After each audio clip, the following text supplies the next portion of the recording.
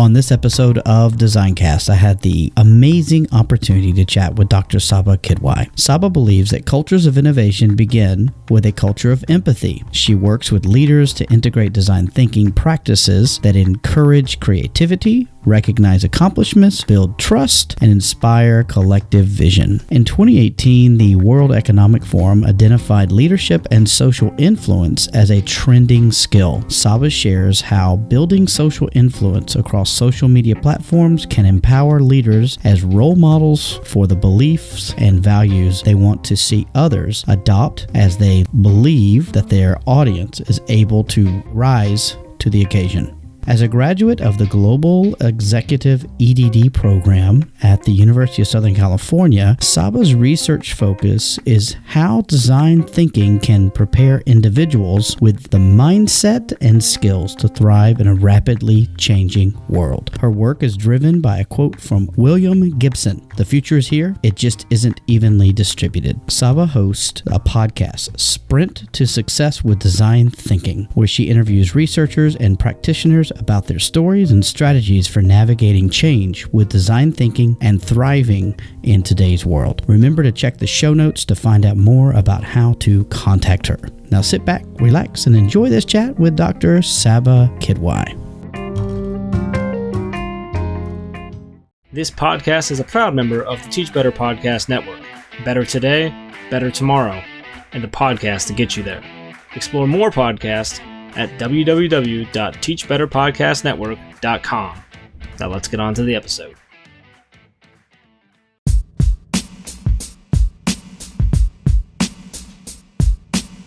Welcome back to another episode of DesignCast, and I'm absolutely over the moon to have Dr. Saba Kidwai here with me today. Dr. Kidwai, how are you? Oh, I'm doing so well, thank you. And thank you for having me. I love connecting with fellow designers like yourself. I am absolutely so impressed with the information that you have on your website, and we're going to get to that a little bit later. But could you tell everyone who's listening a little bit about yourself? Absolutely. So my name is Saba, and I recently graduated from the doctoral program at the University of Southern California. So my role in education really for the past few years has been that of a student. I was a former high school history teacher, and that's really where I spent most of my time in education. I got into that actually because while I was in college myself, I actually had an internship working with some local high schools, and the local college had a relationship with the local high schools to encourage students and expose them really to the different pathways and opportunities that were available to them. A lot of students, when they graduate, especially here in the United States, don't always know the many different options they have for, higher education or the different financial opportunities there are to cover the cost for higher education. And so I just fell in love with that idea of being able to help young people, expose them to different opportunities, help them identify what they're interested in, what they're passionate about, and begin designing that pathway with them. That is such a noble pursuit. And I think that anyone who's been listening to this a while, this podcast, would hear a very similar thread that runs throughout the fabric of this podcast, where people just really love interacting with the young people who are going to be leading tomorrow. So that's fantastic that you got into education like that. What prompted you to then pursue a doctorate? There were a few things in play. One was I had spent so many years, so really sort of like the last decade, you could say, sort of looking at the changing landscape of education with, the different emerging technologies that we see and really the different requirements of the world that we live in today. And there was a part of me that has always sort of held a grudge against sort of my undergraduate education. So I graduated with my master's in 2007. So I graduated, right at the height of the Great Recession. And I remember being a first year teacher, and it's 2007. And, I read Thomas Friedman's book recently. And so now I just use his line. Like, I remember just constantly saying to myself, like, what the hell is happening? Like, this is not what I was prepared for. This is like, I am so clueless about how to go about being successful and making a place for myself in the world today. And so it was sort of really interesting for me to sort of think about going back to school almost like an experiment. So having, like I said, spent the past decade talking about the things we should be changing in in education, talking about strategies. I was always talking about what we should be doing. And I became really curious about being able to experiment and actually try for myself. Well, what would it be like to go back to school today now that I have a really strong social media platform, now that I have a really good understanding of not just existing technologies, but also emerging technologies? And what would it be like really to just experiment with some of those ideas while being able to do some research and tell a story that I was really, really, really excited to tell. So really sort of went back to school with those two purposes in mind. And honestly, it was incredible. Like, it was absolutely incredible. I have a follow-up question. That is awesome. There's a part of me, I think a part of every educator who thinks, what would it be like to go back to school? Knowing what we know now kind of thing. I have a follow-up question. So the research that you did, can you tell me a little bit about it? I'm really interested to hear about, you mentioned social media and how you interact online. And is that part of what your dissertation and whatnot were about? I wish, that would have been a really interesting story as well. And I feel like I more casually tell that story through some of the work that I do. But basically what happened with the research was I had come across about maybe 6 years ago, a school in San Diego, California called Design39 Campus. And I had followed their journey. And I fell in love with not just the concept of design thinking and how they were using it, but I was in awe of how their teachers, like I said, I was a teacher myself, and I was in awe of the environment that they had created for their teachers to come together to basically reinvent how we do school. And I was just really, really, really eager. I knew people that worked there. I had visited there. I had listened to their conference presentations and all that stuff. But I just really, really wanted to spend some time going deep to really being able to uncover what are the practices that they are implementing that we can learn from to implement in other spaces as well. So that's really what sort of prompted looking into Design39, telling the story of how we can use design thinking in education. The interest in design thinking really came when I read The Second Machine Age by Eric Brynjolfsson and Andrew McAfee. And they had one line. The whole book is just, it's so eye-opening. And you know what I really appreciate was also so optimistic about how we can begin thinking about the future. And the last line of the book, they say, technology is not destiny. We shape our destiny. And I just felt like that was so powerful. And so really the research and the last couple of years that I've spent doing this is a response to that question. If indeed we can shape our destiny, what are the knowledge, the skills, and the mindsets we need to be able to thrive, not just in workplaces? Like, I feel like a lot of times we put the emphasis on workplaces, which of course is definitely important, but also in thinking about our role as citizens, which I think, in the last year has emerged. It's just really opened our eyes as to why we have to start looking at things, not just from a workplace perspective, but really from a human perspective as well. I love it. What a provocation that other educators should follow. And that is great that, a situation or an experience like that is what prompted you to then go much deeper. What was it about those teachers in those classrooms that was so powerful to you? Yeah, absolutely.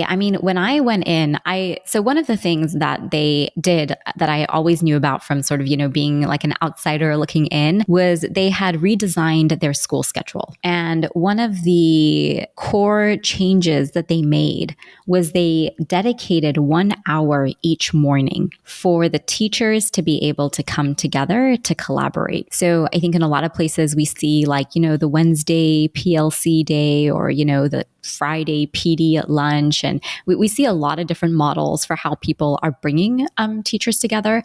But there was a real intentionality around collaboration to redesign learning experiences so that they were interdisciplinary. When I went in, I knew collaboration was an important theme, and I thought I was going to go in there and, talk more about collaboration. But what really emerged was there's a layer beneath it all. And that layer is of trust and vulnerability. I think that it just sort of brought in, sort of Brene Brown's work. And the research that I really sort of fell in love with was that of Amy Edmondson, who talks about this idea of psychological safety. one of the ways in which that sort of like her research emerges is Google actually brought her on to try to understand how do you create effective teams that work well together. And they called it Project Aristotle. And in that study, they basically had talked about, they had looked at everything from GPA to, technical proficiency to, skill capacity to EI, like all these different things they had sort of like, tried to look into and narrow down. Is this the reason why this is happening? And when Amy came in, what she ended up saying was great teams that work together, it doesn't necessarily mean that they're all really high performing or they're all really technologically proficient. What great teams do well is they have shared norms and values. They understand that every single individual brings something different to the table. And so they work in alignment with people's strengths instead of constantly trying to make people do things that they're just not interested in doing, or maybe they're just not really good at doing. It was such a fascinating concept because I think when we look at collaboration and we look at how to up-level people and we look at how to encourage people to try new practices, we're always trying to get them to do what everybody else is doing. And what I noticed at Design39, they had a really beautiful question they used to ask when they got together to collaborate, and that is, what are you energized by? It was such a beautiful way of thinking about the work it is we want to do, how we can contribute to the work on teams. And what I loved about that question in particular is it doesn't mean that we don't have to do things we don't like, right? Like, so for me, I am not even remotely energized by numbers. I hate spreadsheets. I hate all that stuff. Like that does not energize me. But if I'm working with somebody and they are energized by, spreadsheets and formulas and all those things that, a spreadsheet can do, then more power to you. And when we come together, we are a force now to be reckoned with. We are able to do more and give more to the people who we are designing for. And so that really, it to me emerged as just one of the most beautiful parts of the research story was how do we create these cultures of trust versus saying cultures of collaboration, because there's sort of this like hidden element beneath it all. Wow, you are speaking my language. It is so amazing. And there's a couple things you hit on that really resonate with me. Number one is that whole idea of assuming best intention when you're talking to your colleagues or your work friends, and then that whole idea of psychological safety. And I think in so many educational settings, especially, there is a tension that does not allow for that to happen, Absolutely. to have that psychological safety. And as you're describing this process, I'm listening to, I know how IDEO works and I know how design thinking works. And I'm listening to you describe a team from IDEO. It's what it sounds like to me, that you're getting all these people together and that they have all these different skills and they have all these different interests, but they all have one goal in mind. And so, wow, what an amazing opportunity you had and to talk with them. Are you still sort of in contact with that school at all? Absolutely. Every day. I mean, so we're working on so many projects right now on basically being able to look at the different ways in which we can tell the story. So I know you asked me about, did I research social media? That was honestly more of like an experiment for myself. So one of the things I wanted to do was, first of all, I thought maybe I'm going to go in and my program's going to help amplify. And, God bless them. Like one of the biggest things that came out for me as an educator, as a student, having gone back through that process is I don't really know that I needed my teachers to be giving me the latest and greatest in terms of like emerging things. What I needed them to do was give me the time and space to create in ways that were meaningful to me. And so one of the things I really valued from my professors was how they pushed me to ask better questions, because them pushing me to ask better questions allowed me to create content that was obviously going to be of a much higher quality. And so one of the things that I was really excited to do was interview the researchers who I was writing about. It just added like this beautiful element to the story where here's somebody who I'm reading about, who I'm citing in my paper, and now I get to go and interview them and go deeper and share it in that medium as well. Definitely very much in contact with them. Joe Erpelding actually is the principal, and we are really good friends. And I always tell people, like, if you want to learn about design thinking, you need to talk to Joe, because the culture he created in collaboration with, obviously his staff and parents and community, it's truly beautiful. A whole new world is opening up for me. Thank you so much. That's awesome. Yes, for me too. For me too. When I went there. Wow. I'm really, really excited, because I think that this could be a game changer and totally transformative for any kind of institution. Is Design39 Campus, is it a private school or is it a public school, or what is their status?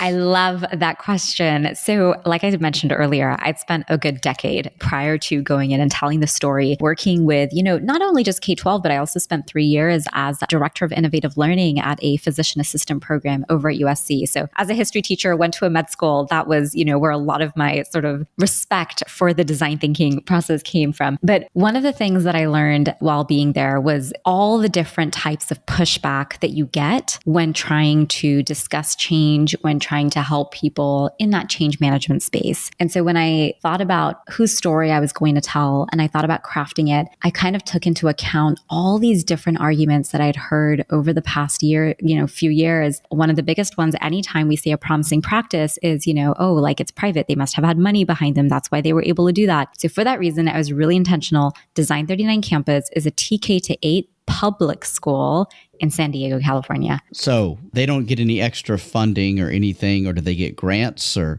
because I would imagine there's specialized training and highly experienced specialized staff that they would need to have. How do they get around sort of doing that? Yes, I mean, they have lots of different ways in which they go about looking at how they're going to use their funding and whatnot. I don't know that I could speak to the specifics of exactly how they go about doing it. But what I would say is the promising practices that we pulled out from there aren't ones, honestly, if it required funding, it would probably be easier to do, to be honest. The changes that they made and the process that they use to get to where they are is an investment not of money, but of time and of people willing to come together to have those very challenging conversations. The conversations, they take time. And it's not just like, oh, we're going to have this conversation, we're going to design this, and then we're done. You could really tell from the conversations I was having with, they call their teachers learning experience designers. And so the conversations I was having with the learning experience designers, you can tell it's a process they're working on. Like they say they're living the design thinking process every single day.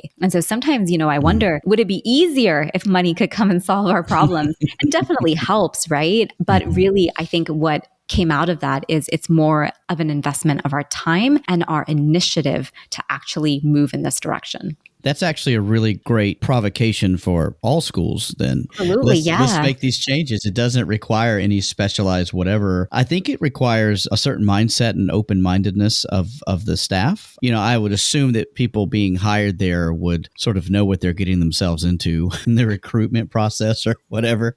So absolutely. Yeah. And I think, that hiring was also part of their redesign. How are we going to hire for people here? What questions are we going to ask? Like, who do we want to be part of this community? And so again, I think, for anybody looking to do this, those are all practices that any of us can implement. And not only who do we choose to bring into our community to join us, do we know our own values? And because if we don't know our own values, how can we then, sort of assess, do other people align with our mission and our goals and the things that is we want to do? And that's not to say that, we need special kinds of people. Like, I don't want anyone to think like, we have to hire for certain types of people. I think if you are an established organization, one of the challenges is building that culture of trust. You can't just kind of snap your fingers and all of a sudden one day it's going to emerge, especially if there has been tension or there's been other tension between administrators and teachers and things like that. And that's why I kind of say that underlying foundation of trust, vulnerability, and how you create that culture really forms the foundation for any kind of collaboration or change you want to create moving forward. Absolutely. And I think this is a great time for me to ask you this question that I read on one of your blogs. There's this quote I would like to ask you about. And I think it ties in very nicely with what you've just said. And that is that cultures of innovation, cultures that allow change to thrive, begin with a culture of empathy. So can you unpack that a little bit for me?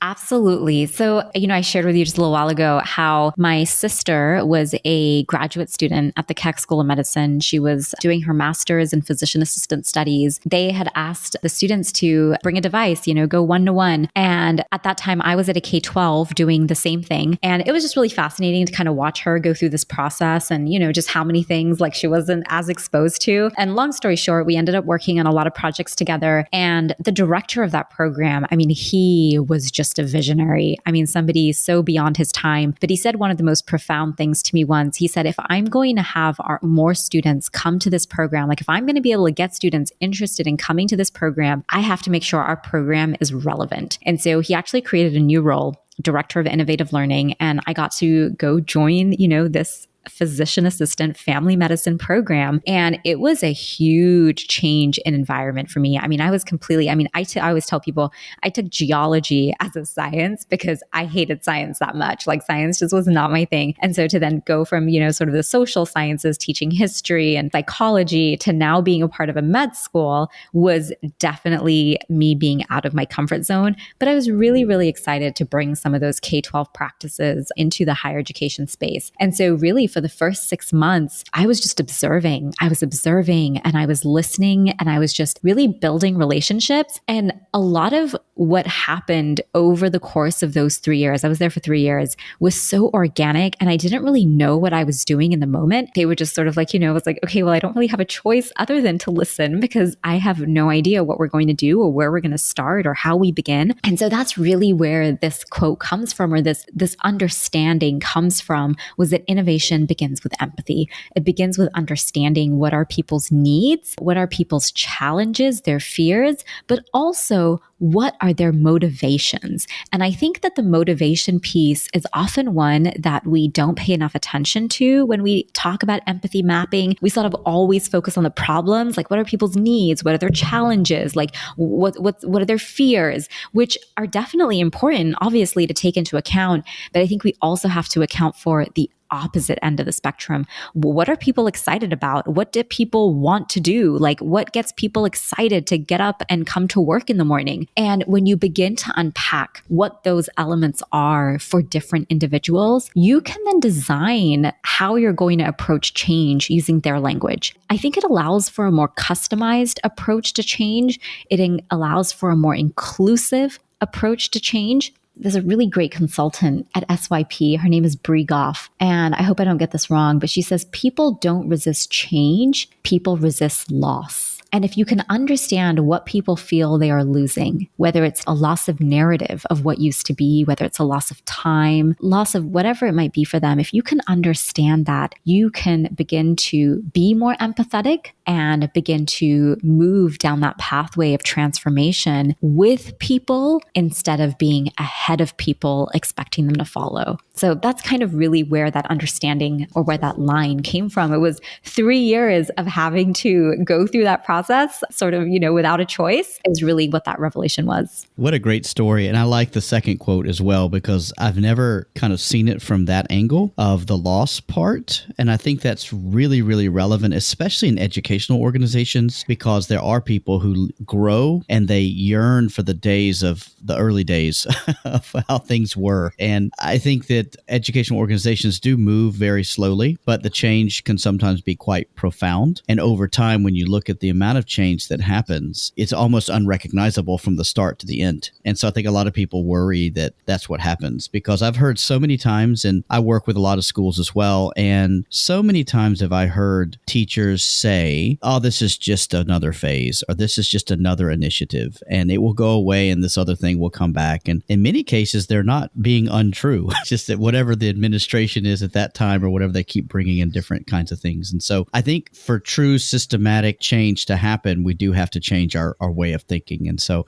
wow, that's so inspirational. Thank you for sharing that with me. I'm really on to this whole empathy thing at the moment, and I hope it never goes away, because I feel it's so important in education, but also just in life as being a human being, just Absolutely. Considering motivations. And so we've talked a lot about sort of the specifics of your work. And by the way, I took geology too for the same reason. So we're in the same boat. I'm in good company. We love rocks. So, but let me ask you, what do you think, just if you could just wave a magic wand and make design thinking happen in schools, what would your vision be for that? Wow. I think it would be twofold, and I think it's one of the it's the story I try to tell in the research is it's twofold. It's one, what are we doing for today's learners, right? How are we giving them those knowledge, those skills, those mindsets? I always say, we know why we need to change, right? We get it. The World Economic Forum has drilled it within us. Like, we hear the skills of the future. We read books like, Eric Brynjolfsson's and Andrew McAfee's Second Machine. teenage. So we get why. Like, we understand the world is changing. I think we also know what.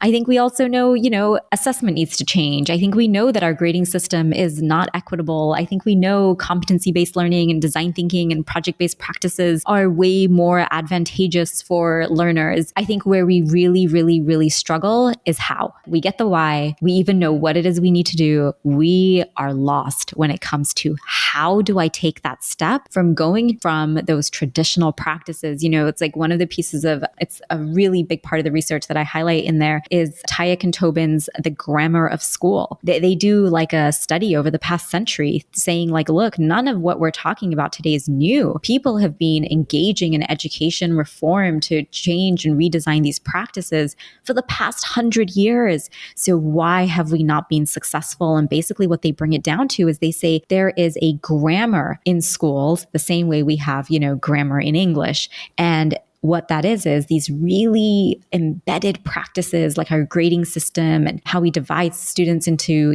age level grades, how we silo content. And until we don't challenge those foundational practices, it will always feel like one more thing. In kind of looking at that, one of the things is, okay, well, how do we use design thinking to challenge these traditional practices? Because we know these are challenging conversations, these are uncomfortable conversations, but design thinking gives us that step-by-step framework. So if we're going to have a meeting and we're going to convene a group to talk about how we might redesign our schedule, we don't have to sit there in the beginning at a loss of, oh my God, okay, where do we even begin? Or even worse, go down a rabbit hole of people's opinions that then ultimately lead to no action because we just spent the whole hour just discussing things. So that's one of my big visions, is that we're able to sort of use the frameworks that are evidence-based. People have been using these. They get us results. They are used in industries across the globe by organizations that are looking to change their systems and their practices or design new products. So how do we use these frameworks to have those conversations so that they are manageable and they are actionable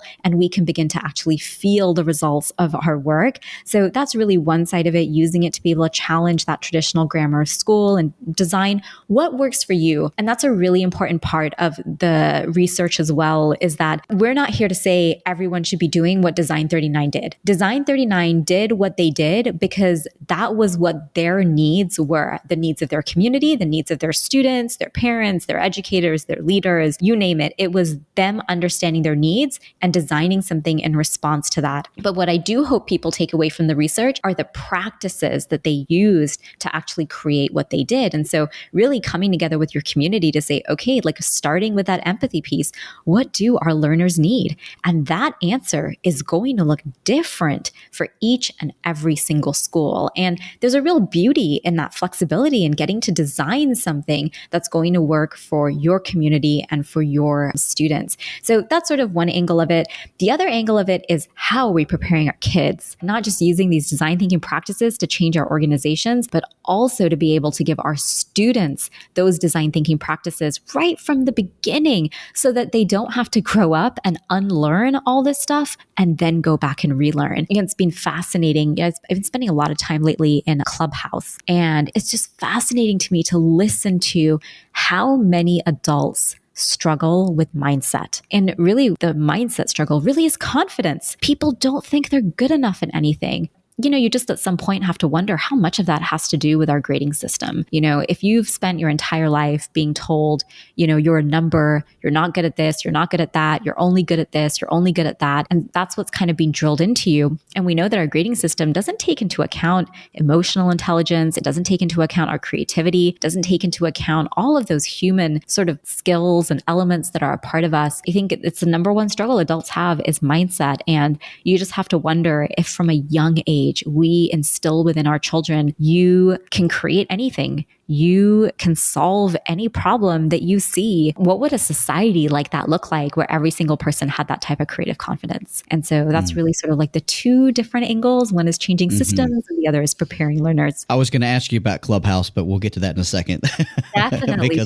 I'm really interested about that. I'm actually reading a book by Todd Rose, who's a graduate professor at Harvard in the Graduate School of Education called Dark Horse. I don't know if you've ever heard it or not, but Oh, I it haven't, is but I really do love fantastic. I think his latest book, and it's all about that mindset piece. So as you're talking, I'm sitting here thinking that's exactly what I've been reading. And one of the things he talks about is the standardization of industry and then the standardization of education, and how what it's done to all of us, that if you do this, then this will happen. And if you do this and this will happen, and then you'll eventually find success. And he said, finding success is not necessarily what the goal should be. It should be finding fulfillment. And it's a really fantastic book. And so I hope you have a chance to take a look at that sometime. I just wrote it down. Did you say The Dark Horse? The Dark Horse, yeah. Awesome. Yeah, I just wrote it down. I think it's just Dark Horse, actually. Okay. But it's great. Yeah, it's a follow-up to The End of Average, which he wrote. Oh, wow. Yeah, it's really, really great. His research, his TED Talk and stuff has been fantastic. And it goes right along with what you're saying, is that why do we have all these multiple intelligences and these various emotional intelligences, and then we grade everyone the same way?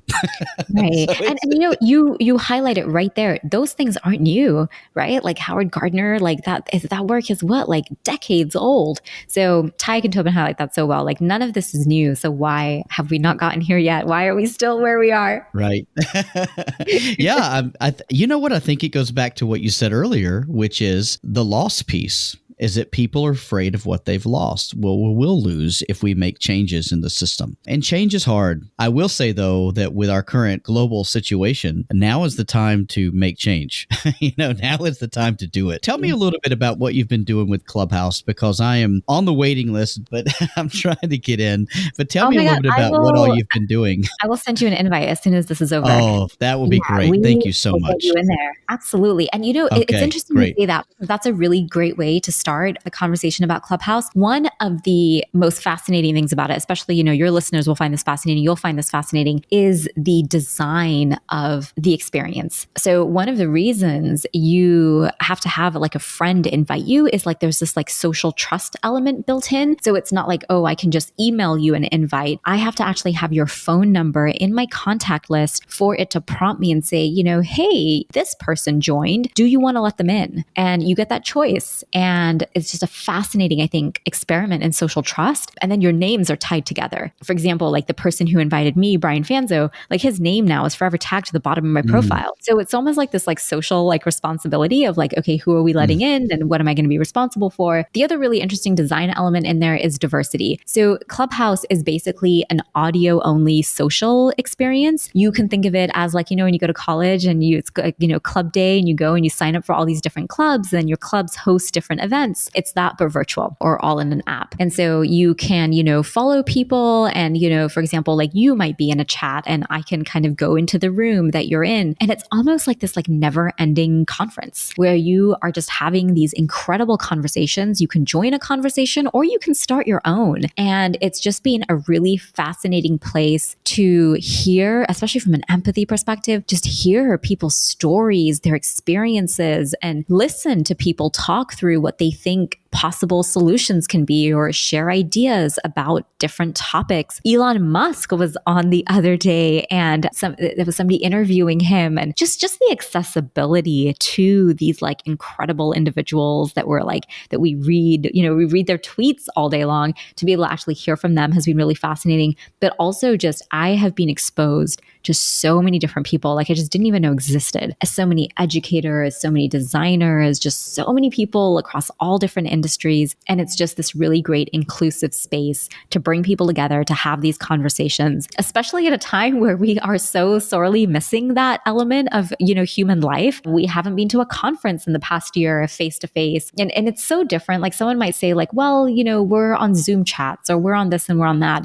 But I think this is really where design comes in, the way in which they've designed the inclusivity of the experience to allow for everyone to have a voice, allow choice really as well in what sessions you come in and out of, how you connect with people has been really interesting. Another really interesting design element of Clubhouse is it's not here to compete. It's a complement in so many ways to so many of the other platforms we have. So for example, like there's no messaging built in Clubhouse. You have to have like a link out to your Twitter or your Instagram or your LinkedIn profile for people to go and connect with you. So there's just a lot of really interesting design elements, but it's just right now a fascinating place to come together and have conversations.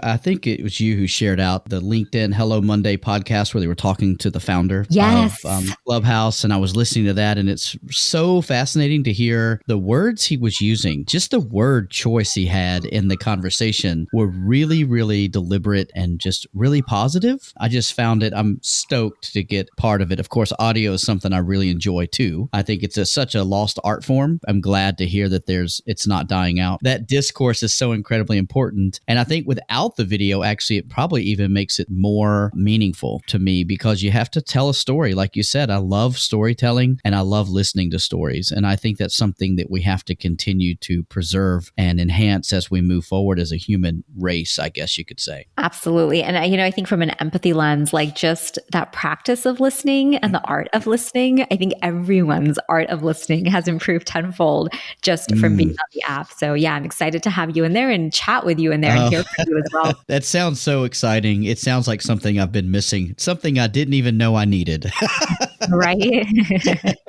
This has been so great. Let me ask you a couple of just quick fire questions. And that is, we've talked a lot about different books. What would be the number one book you would ask everyone to read right now? The number one book, honestly, I'm going to have to say, I mentioned it earlier, but I would really, really encourage people to read The Second Machine Age.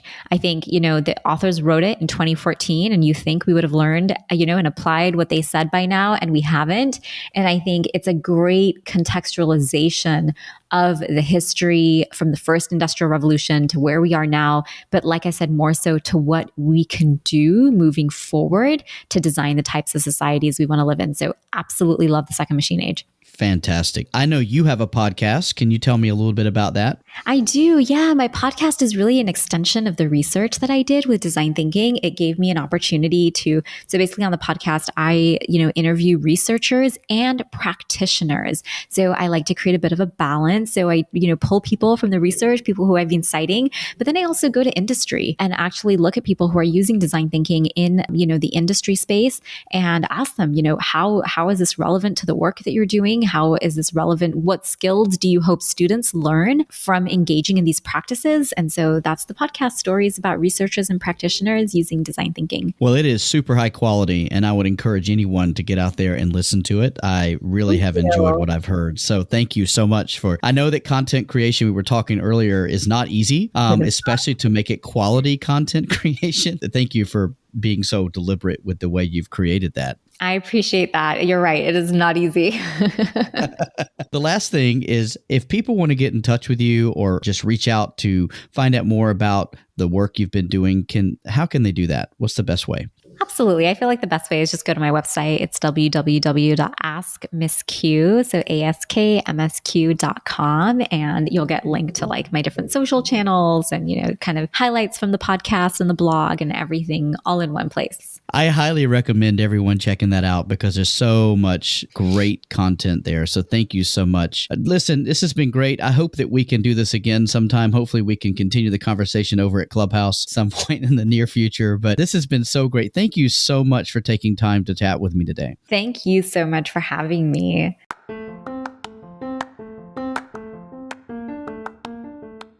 I hope you enjoyed that episode of DesignCast. I'm Jason, your host, and I produced and